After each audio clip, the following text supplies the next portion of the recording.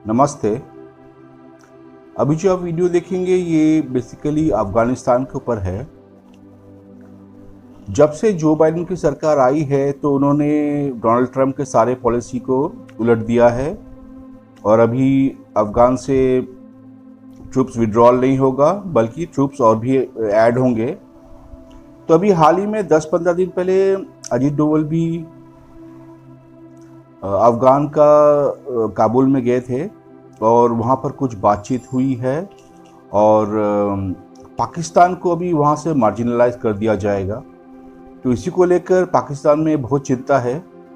तो आप इनकी बातें सुनिए और इसके बाद मैं इसकी समीक्षा करता हूँ। के हवाले से अफगानिस्तान के हवाले से यहाँ पे प्लेयर्स बहुत हैं।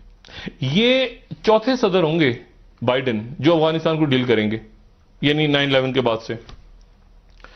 और ये वैसे दिखते ही रहे बतौर चेयरमैन फॉरेन रिलेशंस कमेटी भी और बतौर नायब सदर भी। 8 साल नायब सदर रहे।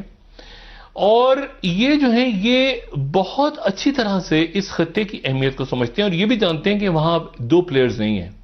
वहां सिर्फ तालिबान नहीं है और वहां पर सिर्फ अमेरिका नहीं है, और ऐसा भी नहीं कि अमेरिका के साथ कोई नॉर्दर्न अलायंस नामी चीज अब हो। अब कोई नॉर्दर्न अलायंस नाम का तो कोई है ही नहीं ना, अब तो खत्म हो चुका है, वो लफ्ज ही खत्म हो चुका है। तो बात यह सारी कि वहां पर चाइना भी है, वहां पे रशिया भी है, वहां पे अरब ममालिक भी हैं, वहां पे ईरान भी है, वहां पे इंडिया भी है, वहां पर तुर्की भी है, वहां पे पाकिस्तान, वहां पे इसराइल भी है, वहां पे तमाम ममालिक जो हैं वो अफगानिस्तान में। तो ये जो दुनिया के जो बड़ी कुव्वतें हैं इस वक्त अपनी बेसिस ढूंढते फिर रहे हैं। वो हमें सूडान में एक बेस मिल जाए, वो हमें वहां पर एक जगह। तो आपके ख्याल से ये बनी बनाई बेस छोड़ के जाएंगे अमेरिकन, या कोई भी छोड़ेगा इस जगह को? सवाल ही पैदा नहीं होता। खासतौर पर जब ये ऊपर रशिया में प्रोटेस्ट शुरू हो गई, अभी वस्ती एशिया के अंदर क्या क्राइसिस पैदा होते हैं, टर्की में क्या होता है, पाइपलाइन।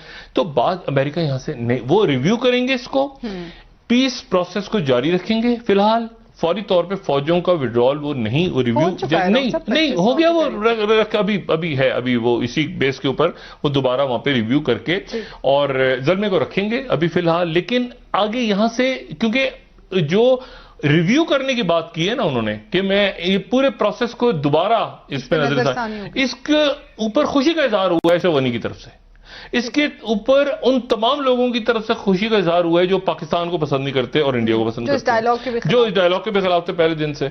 तो उनकी तरफ से खुशामदीद कहा गया है। तो इस वक्त जो है वो बात यह है कि यहां पर एक नया, आप समझ रहे हैं कि एक बड़ा नया खेल, एक पेचीदा तर अफगानिस्तान, यानी ये वो बाइडेन 4 साल पहले जब गए थे नायब सदारत छोड़ के, इसी तरह अजीत डोवल और मुख्तलिफ जो उनके की पर्सनल हैं उनसे उनकी मुलाकातें होती रहीं और वो सारी रिपोर्ट उन्होंने जाके वहां पे मुहैया की जो पाकिस्तान में बातचीत करके गए।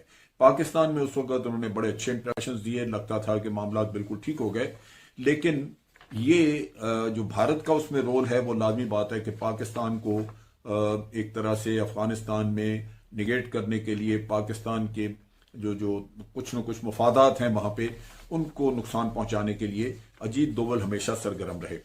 और ये मेरा अपना अंदाजा है कि उस वक्त भी जो गुडविल क्रिएट की गई उसको नलीफाई करने के लिए अजीत डोवल ने अपना मफादात की वजह से उन्होंने वहां पे पैसा भी खर्च किया है और बहुत बेतहाशा प्रोपेगेंडा किया है पाकिस्तान का एक नेगेटिव इमेज बिल्डअप करने के लिए। बल्कि अफगानिस्तान में ये कोशिश की गई कि लोगों को ये बताया जाए कि अफगानिस्तान की तमाम मुश्किलात जो हैं उसका जिम्मेदार पाकिस्तान है।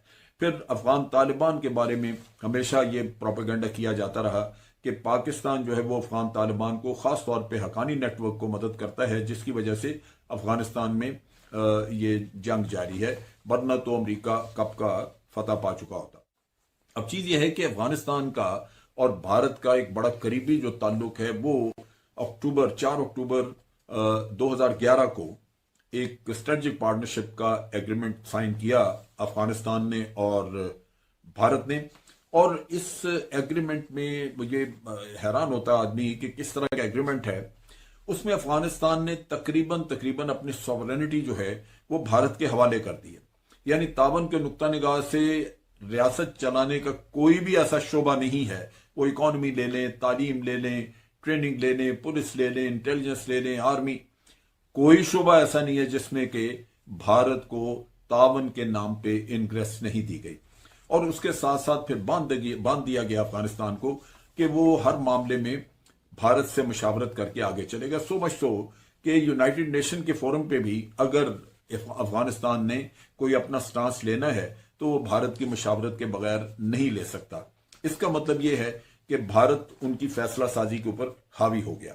اب یہی وہ چیز ہے جس کی وجہ سے پاکستان کے ساتھ افغانستان اپنے معاہدے نہیں کر سکا.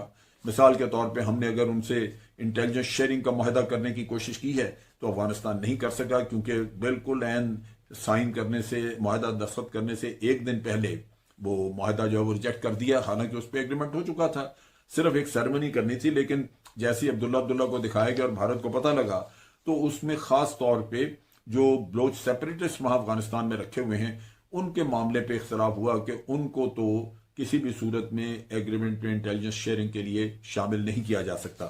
سو یہ بھارت کا رول تھا، اور آج دن تک بھارت یہی رول ادا کر رہا ہے. اور پاکستان کے مفادات کو نقصان پہنچانے کے لیے بھارت پہنچا چابہار، وہاں سے انٹیلیجنس نیٹ ورک بھی قائم کیا پاکستان کے خلاف، اور پھر رستہ افغانستان کی طرف.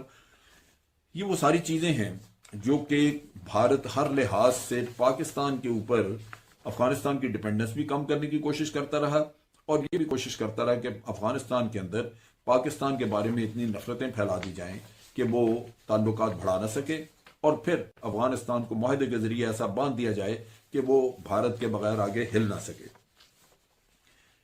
اب چیز یہ ہے کہ اس دوران میں ہوا کیا، یعنی کچھ چند ایک تبدیلیاں، چند ایک ایسے واقعات، ایسی چیزیں ہوئیں جس سے کہ بھارت نے یہ مناسب سمجھا کہ یہ وقت ہے کہ جا کے افغانیوں کے ساتھ دوبارہ کوارڈینیشن کی جائے اور معاملات آگے بڑھائے جائیں. اس میں سب سے اہم چیز جو ہوئی وہ یہ کہ پچھلے دنوں سیکورٹی کونسل میں جو بھارت کو ایک دو کمیٹیوں کی چیئرمین ملی، اس میں خاص طور پہ جو کمیٹی ریلیونٹ ہے وہ ہے افغان طالبان کے بارے میں، جو 1988 میں کمیٹی بنائی گئی تھی. اس کی صدارت جو ہے، یعنی افغان طالبان کے اوپر سینکشنز لگانے کی جو کمیٹی ہے، اس کی صدارت بھارت کو مل گئی. اور بھارت اب اس کے لیے بھی مشاورت کرے گا کہ اب طالبان کو اگر جھٹکا دینا ہے یا طالبان کو رستے پہ لانا ہے تو اس کمیٹی کا استعمال کیسے کیا جا سکتا ہے، جس کے لیے اس کو ضرورت ہے کہ وہ افغان لیڈرشپ سے کوارڈینیشن کرے، ان کی رائے جانے اس میں.